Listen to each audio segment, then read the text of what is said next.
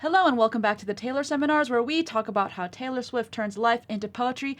I'm here with my co-host Exquisite, and I am pumped because we are here after the release of Showgirl. Exquisite, how are you feeling? Oh my God.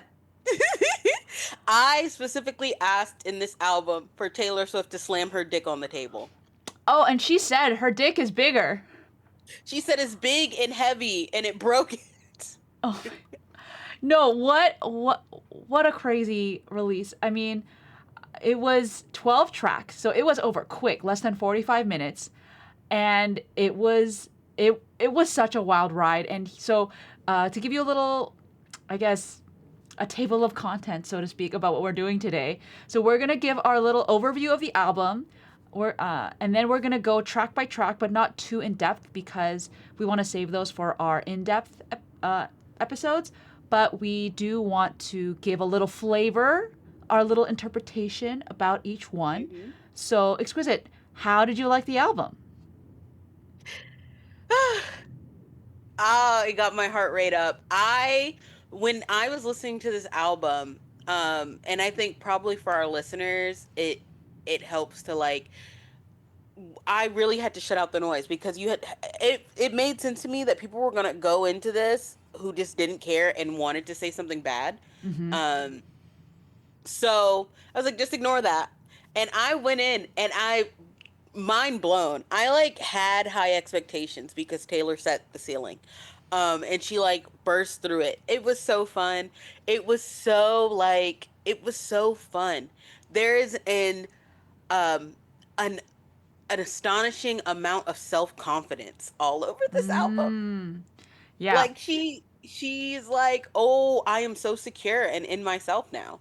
yeah. I think for me, it seemed like a celebration from beginning to end of herself, of the tour, of her relationships, and it you could feel it. It was palpable, I would even say, throughout the album. I mean, uh, there were definitely tracks where I gasped or was said, "Whoa!" Like, what did she say? And all of that surprising stuff makes listening to her album so fun, especially when I think, like you, I just listened to the album. Like, I didn't want to read anything, I didn't want to see anything. I just did it by myself with like headphones, and it definitely made for a really fun listen. Taking notes, Mhm. obviously.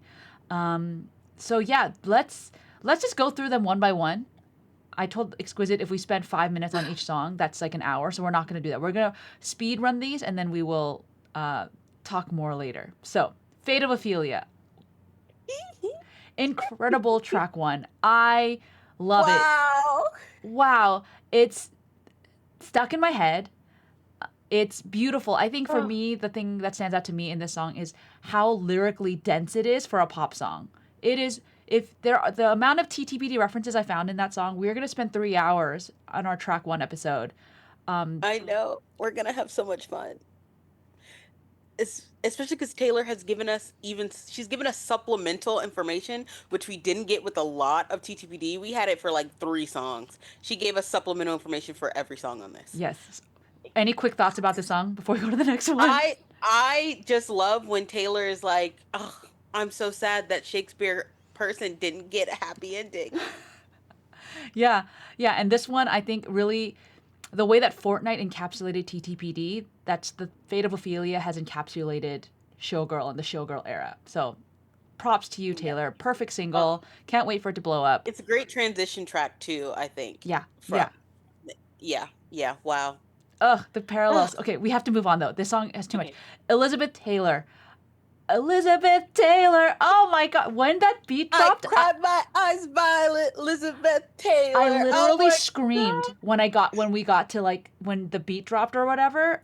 Oh, Incredible. I mean, and it does one of my favorite Taylor things where she identifies with somebody mhm, and she's like, "Oh, okay, I understand." She's been doing this since for a while, but like on Red, with Starlight, she was the like, "Oh, the Kennedys. Kennedy, Ethel Kennedy. I'm Ethel. I would like to be like Ethel." And then, obviously the last Great American Dynasty, Clarabelle. I love when she does that. And Yeah. this is what's happening with Elizabeth Taylor. And also I love the fact that in Elizabeth Taylor, she low key is like every my diamonds and lovers all live forever because they're connected to me. Yeah. Yeah. And I think this song is such a clever way to talk about fame, obviously referencing Hmm. Elizabeth Taylor. And we're going to have a lot to say about this song, too. Incredible.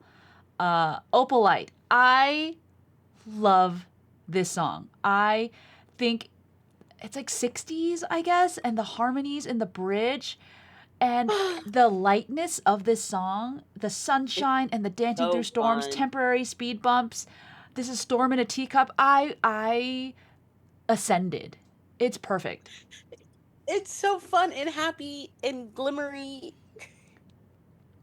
Yeah. Ugh, I don't know what else to say. Like, we can't get into it. Well, We I will can't get say into it. it's one of my favorite Taylor storytelling things, which is going from darkness to light, right? This girl, she finds herself in the ditch in a dark pit and she's like, "Where's the light?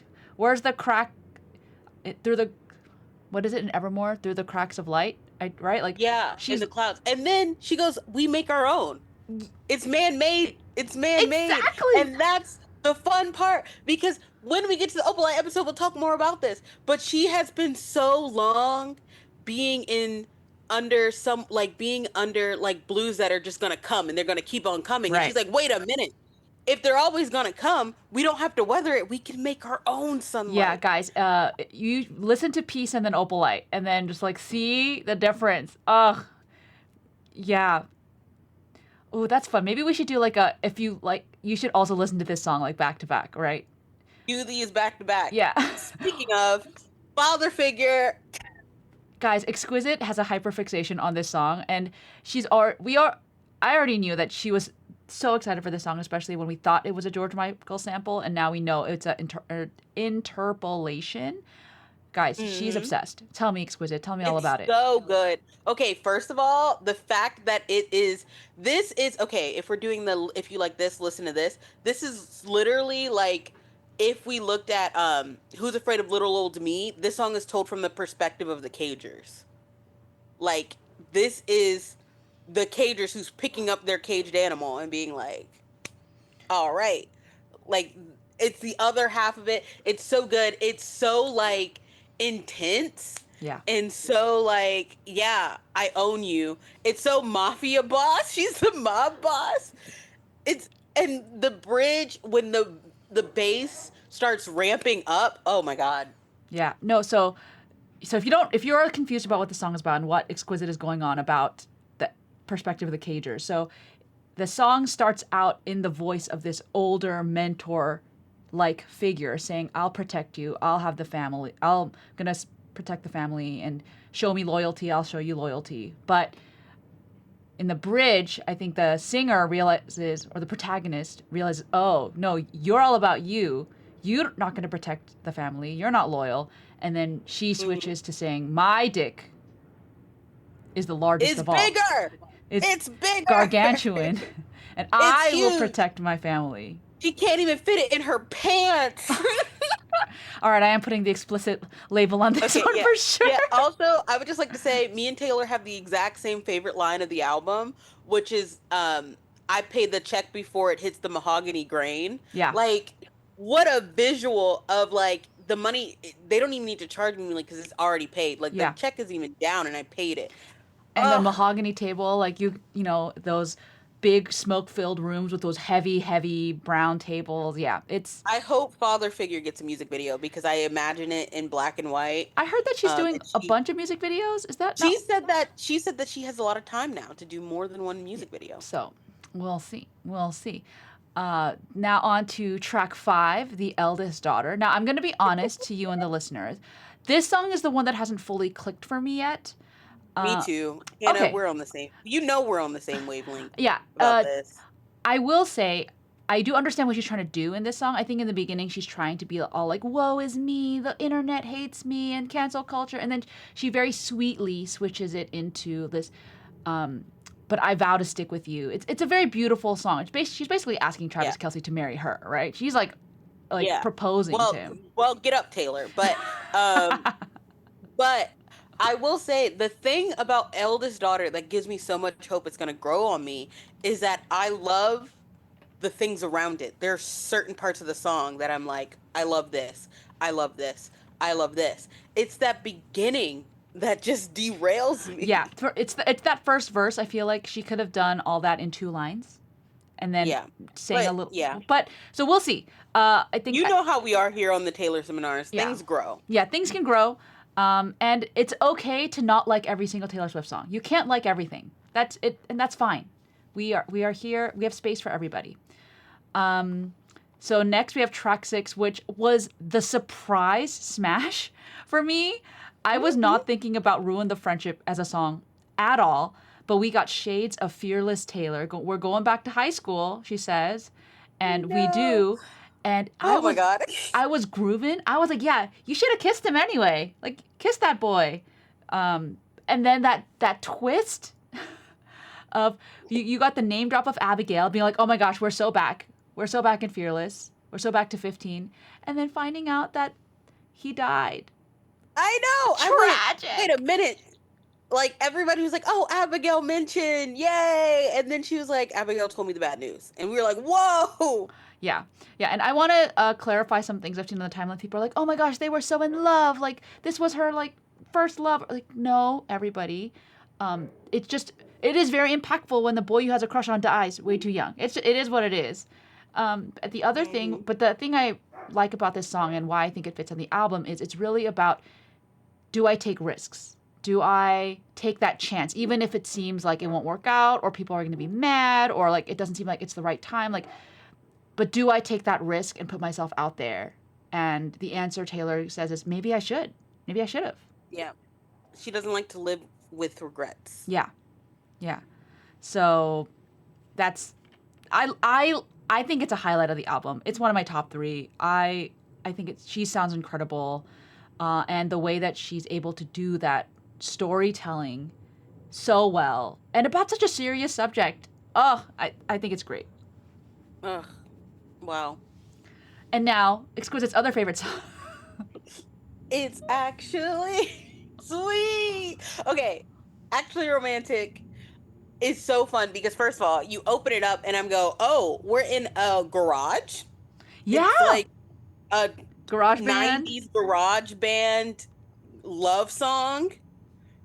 And it's like, yeah, actually, you like me. That's so cute. Give me a kiss. Like, No, I think Actually Romantic is actually hilarious. I do think it's a very, like, people, I guess the song leaked, and I guess people were saying, like, oh my gosh, she's going to be so mean or whatever. But I think it was actually very funny and not that mean at all. And I think that the way she twists it is really incredible in that, yeah, you can take somebody being mean to you and then make it a little bit jokey. Tongue in cheek is kind of like the way I'd look at it. mm, And then that line, "You think I'm tacky, baby? Stop talking dirty to me." Like, mhm. that's the bridge is so funny. Oh, I can't stop. I literally was trying to go to sleep last night and my brain kept going, stop talking dirty to me. Also, with the part where she like it literally feels like that part in every like garage band song where the mic squeaks out and Yes. she goes, I love that part. Yeah. The we haven't talked too much about the production, but the production on this album is fantastic.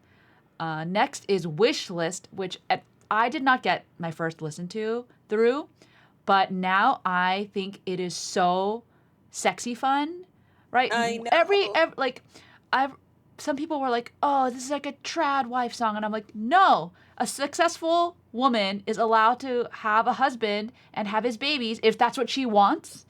And Yep. and And also Taylor is again Starlight. Have 10 kids and teach them how to dream. yeah, yeah, She hadn't let herself get this far in a while. Even on Peace, she was like, I'll give you a child. yeah. Like I want kids real bad.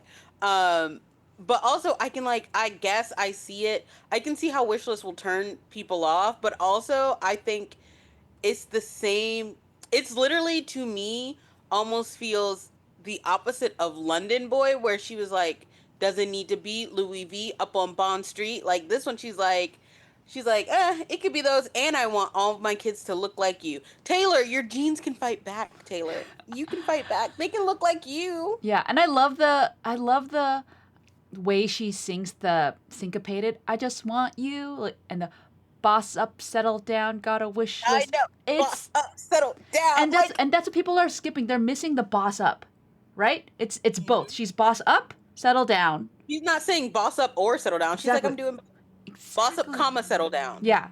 And then that's the wish list is that she can have both. And yeah, I think it's a fun, sexy song, and I think there's going to be a lot of edits to this song, in my Mm. opinion.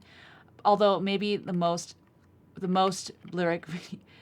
Oh no, we're okay. I was gonna get ahead of myself. Hold that thought. Wood is next, which I love it. I can't get enough of this song. It is Hello, the Jackson 5 homage. yeah. The Which I would like to say, people are like, oh my God, she didn't, it was a sample and she didn't credit. But I'm like, no, the I Want You Back goes, did it, and there's a goes up and then down. Hers just goes the straight part. yeah, and It's different. yeah, It's just the reflection of it's it, a not the vibe. same. But It's it's a got vibe. like I think people were expecting this song to be like this like slow, sexy, like corny song, but she's like, no. I'm gonna make this fast I and don't fun. got to knock on wood. Like, The way her voice changes timbres, textures throughout this song is ugh, incredible. it's so funny. And It was both the superstition and exactly what we thought it was gonna. it's so good. And I think to me, the funniest thing she could ever do is write a reply or the post, like the reply to the prophecy and make it wood. What do you Yeah, mean I the can't believe. response to prophecy is wood? She's like, wait a minute, I don't have to like believe in luck and fate because a hard rock is on my way. I'm sorry, I can't deal with it with a straight face.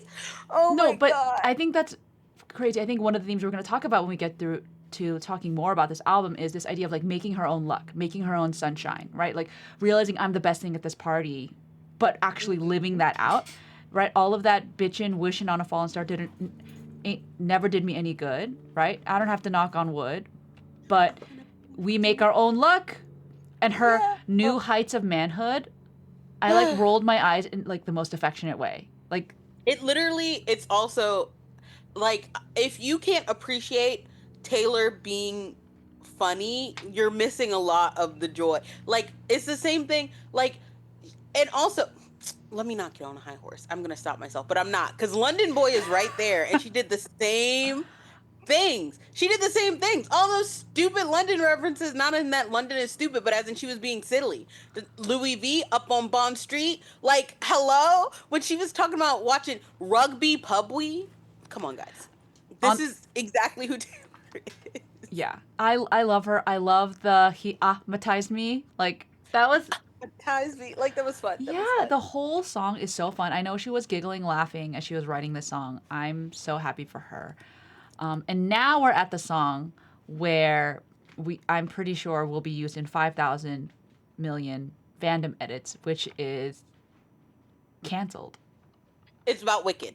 That's all you guys need to know. It's about Glinda and Elva. Something wicked this way comes. Oh my god. Um, but actually, the production on this, it's so theatrical It is. and fun. It does remind me. I think this is the repiest song, like reputationist Mhm. song. I think people were even saying it sounded like I did something bad or don't blame me. One of those. I don't remember. And it does give me those vibes of like, yeah, I did something bad. It gives me the vibes of Mad Woman and this kind of female rage that she's been like sprinkling through her albums since, I guess, yeah, Reputation, maybe even before. Mhm. Okay, so this is a song that hasn't super clicked for me. I think it's a little bit long, but I think it'll Cancel. grow. This one is my surprise. Like, I think Hannah, your surprise was Wood. Cancel is my surprise. Mm, I was not expecting to enjoy it as much as I did, and I think it's because I enjoyed the production and the way I like it when she gets slightly evil. Um, and I also like, um, and there are so many reasons I feel like at first I was like, maybe this wouldn't work, but it works for me because there's just something about the production that I just it works so well. And also she's literally like, I guess it's one of those times where she steps into a villain role, but it's like not really a villain role. Like it feels Well, it's like a more persona. of, yeah, it's a persona of just the like, my friends are my friends and I know them in ways you don't, and they were with me when I almost like was canceled within an inch of my life. So why would I let something as simple as strangers on the internet like stop Mm, that? So I think it's very interesting, and it's also like we often call Taylor the mob boss of her friend group. yeah. And well, Yeah, I mean, this one reminds me a lot of father figure, like referring back to mhm, the mob boss thing, because it's very much about I protect the family, right? She's super into loyalty. And honestly, as a big star celebrity, you kind of have to choose your friends wisely and find the ones that stick with you. So I get that. And again, mhm. we'll go deeper We'll into talk about the Gucci and the poison thorny flowers, etc., it. as Yep. we go. But is the next song Honey? Yes, it is. I love Honey. Tay R&B, you're here. I love Honey so much because it's literally, it's so sweet. There's a point, there's a line where she goes, "You say it like you're in awe of me." Like Yeah. that sums up the song. Also, I mean, it's sweet but it's sticky. Oh, no, I think this Honey song is is, super underrated, which is it crazy is. because it's only 12 tracks. So it's hard to have an underrated track. But to me, it gives me flavors of London Boy, the kind of way that she kind of sings Mhm. songs, some of the lines. And then it also reminds me a lot of Sweet Nothing and I Think He Knows. But this song, unlike some of those songs where those songs seem very secretive, very secluded, in a kind of separated from the world, this song is very much in the world, right? She is very Mhm. much confident in this relationship and so happy to just, it's, how like Call It What You Want, like, was very much like they can say what they want. I don't care, but it was still very much like it's because I have this private thing. But this one's like private, public, Mhm. whatever. I'm in love with you, and you love me, and you call me honey. Yeah, it's so good. And she's like, I didn't like pet names, and now I do. It's Yeah, crazy, sincere and open with you. yeah. And I love that this song has a Maddie Healy whacking. It does. I'm sorry. It does. It does. He was too high to remember things, and he was just literally like, There. Oh, I can't wait for us to do to like ugh, parse through all the when we little get digs deeper that she in. makes in Yeah. all the other Yeah. songs. Ah, so Ugh. funny. Um, Last but not least, we have "The Life of a Showgirl."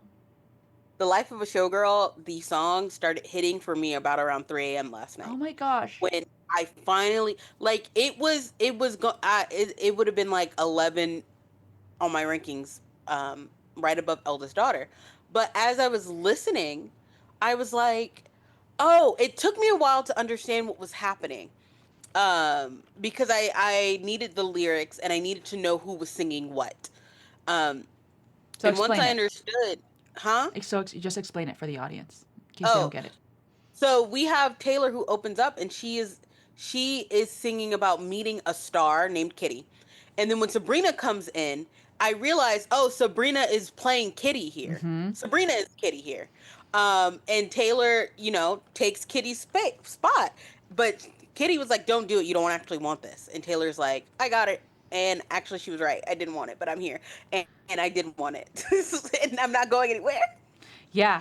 And then once it hit that it was a conversation, like when Sabrina's verse gets in, she's describing the type of girl who would come up and take her spot. She's describing the one who came up to visit her. Mm-hmm. Like I was like, oh, and everything clicked and my mind exploded. And I already really liked the performance. So I was like, this is very it was very storyteller. It's very like this is exactly what she said it was. Okay, Hannah, what did you think? Yeah, I loved this song. To me, it seemed the most theatrical Broadway-ish of the songs. Like, girl can write a musical for sure, especially when you get to that bridge. I took her pearls of wisdom, hung them from my neck, like that whole section. Like that could literally be on Broadway right now. That the Yep. beat and the way that she sings the song, it's very much in that vein. And my husband said to me, like, yeah, this seems like the song that would play like over the end credits or near the end of a movie, where it's kind of like showing you the montage of the showgirl, like as she's like on the stage. Low-key, this could give us hints at what Taylor's movie is about. Yeah, yeah, it totally could, right? Like I Like, think there's yeah. this very cinematic aspect of this, and the little details she throws in, like lipstick and lace, and the fact that at the very end, if you don't know, the sounds of the crowd is actually from an Stop, I'm Eras gonna tour, cry. I'm and gonna it was the cry. one I was at. It was You're on the Vancouver. album, Oh Hannah. my gosh. I was Anyway, crying. let me not cry. But yeah, I don't know. There's something about it where people were like, I was expecting more of this, like that last song on the album. And I would just like to point out that I think a lot of people don't listen to what Taylor was saying because she said it's life, not showgirl. Yep. She was like, it's the life of a showgirl, not the showgirl. Like, it's just about my life. So I think like there was less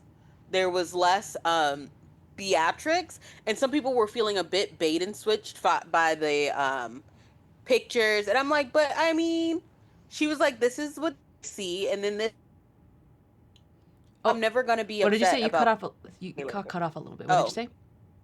I was saying this is what they see and this Oh, is they see. backstage. Yeah, Like the backstage. music. And I'm never gonna complain about Taylor looking beautiful. So but I understand why some people feel bait and switch.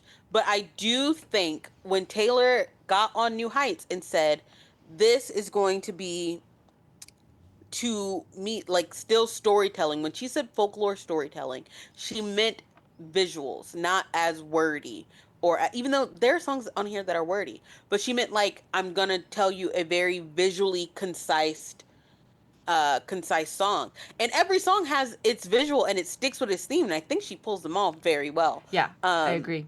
I think that she's yeah. able to take that storytelling mode and put it into more poppy sounds, using more poppy lyrics.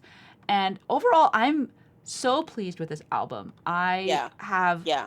like, you can tell, like I'm in love with like Wood and Ruin the Friendship. I think that the first three tracks are like pop perfection. I Those are like crazy, what a like run. an insane 3-track Yeah, run. I mean, I would include like Father Figure in there too, but I think Father Figure, she Father has, Figure is where the turn, like, you have the 3-track, and then Father Figure, she's like, let me step into a role. yeah, That exactly, exactly. You get, oh my gosh, you get it, you get it. exactly, like, and on certain songs she steps into roles, which is where the showgirl comes in. She steps into that the literally the mob boss role, Father Figure. On Canceled, she steps into like this witchy evil Hmm. role.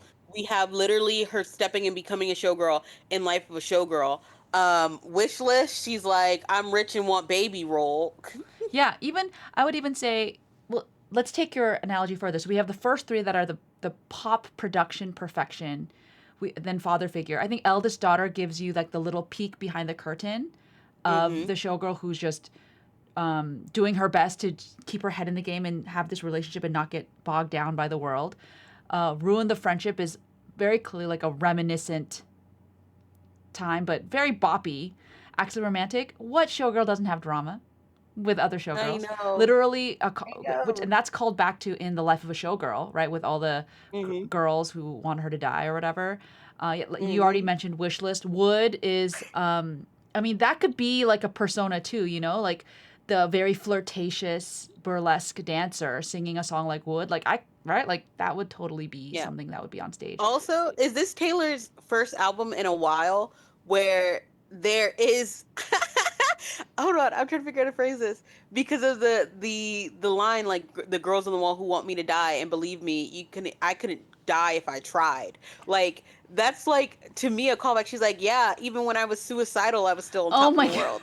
Like, even when I wanted to die, I couldn't. Like, now that I don't want to die anymore, you're really not getting rid of Yeah, I mean, there is something so powerful in that line. Also a little bit scary. I feel like she knows that this is this level of fame is crazy. Like, to call yourself Mm-hmm. immortal is wild.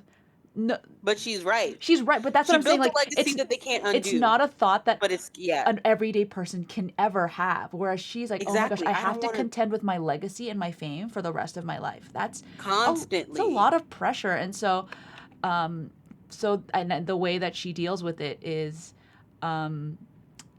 realizing that the crowd is king, but then she also gets to have her space and her thoughts and her relationships that keep her grounded. And Yeah.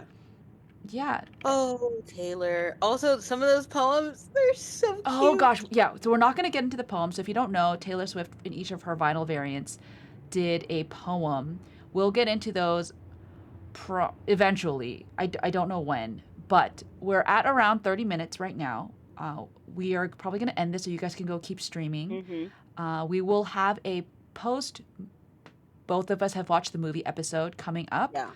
Then we'll maybe have another episode or two just trying to wade through and understand and process all the things she's throwing at us, like the poems and other things. Mm-hmm. Then we'll get into the Yeah. track by tracks. Yeah. And also, I would just like to say, dear listeners, you do not have to read reviews. You don't have to look at anything you don't want to. Your mute button is powerful, your block button is powerful, and your energy is expensive. Yeah. So, And if you if it's like the upsetting you, don't look at it. yeah, and if you like the song, you like the song. And if you don't like the song, that's okay, right? Again, you don't have to like everything. She's put out 12 albums. Exactly. If you miss Folklore and Evermore, go listen to Folklore and Evermore. Yeah. As for me, I will be dancing to Honey for the rest of the day. Yeah. And I'm gonna be stop talking dirty to me. Like, oh my God. Like, oh my God, we should kiss right now. If you don't stop talking dirty to me, we're gonna kiss. I don't know. Yeah, no, the Taylor basically talking to people in this whole album is another theme we're gonna have to get through. Like, she's literally talking to at everybody. So Mm-hmm. we hope you guys are enjoying this release weekend, and we can't wait to talk to you soon. Oh, do we need to do an emoji? Um, no, or unless you want, Oh no, like I can't just do think the of regular emoji. showgirl emoji. Do the fire Yeah, heart yeah, for the first yeah, episode. We have no brain powers, yeah. guys. We're just thinking about this album. Fire heart emoji. Let us know your favorite track. Let us know your least favorite track, and Mm-hmm. then if you give us any comments, maybe we can address them in the future episode. Okay, bye. Bye. Oh my God.